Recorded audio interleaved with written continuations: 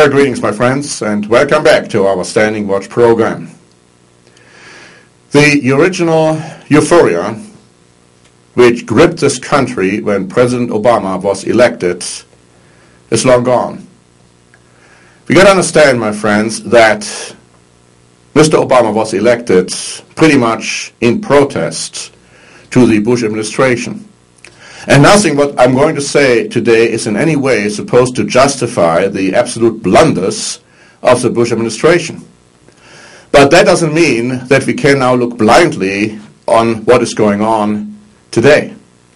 Because the Wall Street Journal just published an interesting article on March 13, pointing out that the American people have become more and more distrustful with the new administration. It says in this article that polling data show that Mr. Obama's approval rating is dropping and it is below where George W. Bush was in the same period in 2001.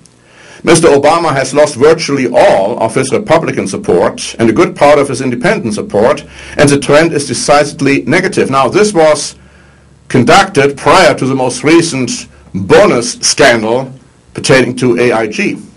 The article goes on, there's also a clear sense in the polling that taxes will increase for all Americans because of the stimulus. Notwithstanding what the president has said about taxes going down for 95% of Americans, close to three-quarters expect that government spending will grow under this administration.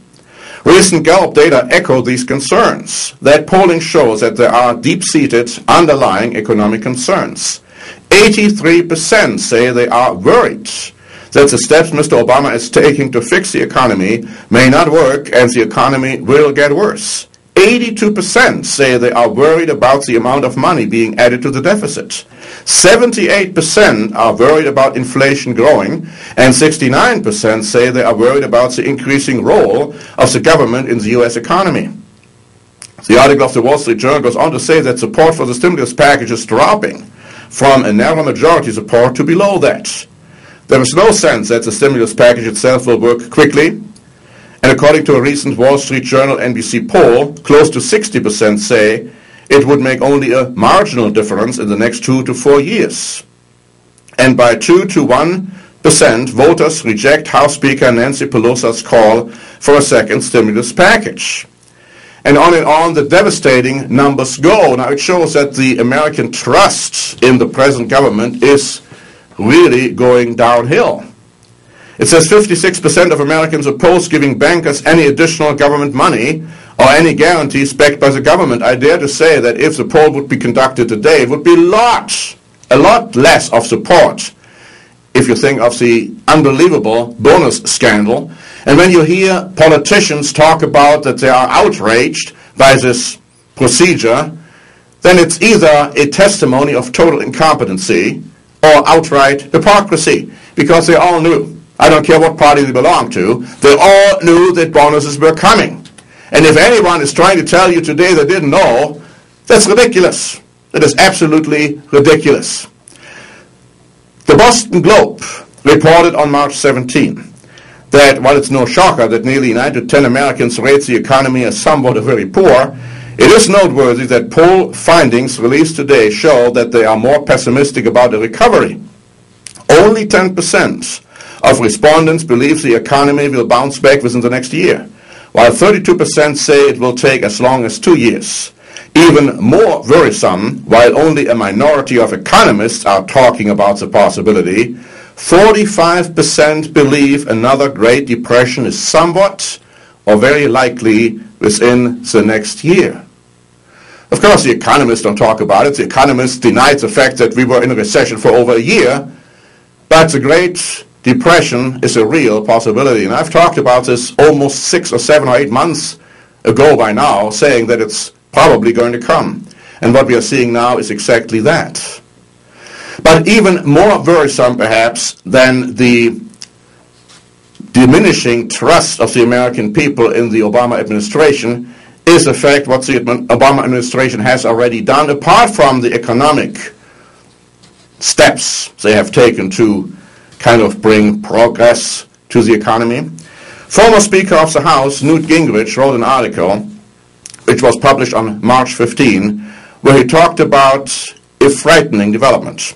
He said in the first months of his presidency, Obama reversed the established Mexico City policy that kept taxpayer money from being used by international organizations for abortions as a method of family planning, protecting millions of Americans from paying for a procedure that they find morally objectionable. Last week, the president unilaterally lifted embryonic stem cell research restrictions. In the president's recent healthcare summit, groups that support abortion were invited, but pro-life groups with a stake in healthcare were excluded. With the president's support, Congress recently approved $50 million in funding for the United Nations Population Fund, which is complicit in China's unspeakably cruel one-child enforcement policy, which employs forced abortion and sterilization. In February, the administration decided that it would no longer extend hiring protections to faith-based organizations, but would instead review on a case-by-case basis. What this means is that a church is now no longer protected from not hiring homosexuals if the church believes homosexuality is wrong. Do you see, my friends, how individual conscience, where the right of liberty and freedom and expression is a total, clearly stated right in the Constitution, is being taken away from us step by step? Now listen to this. In 2007, Obama promised a Planned Parenthood gathering on the 35th anniversary of Roe v. Wade that as president he would sign the Freedom of Choice Act. If enacted, that act would repeal all federal and state restrictions on abortion, including the ban on partial birth abortion.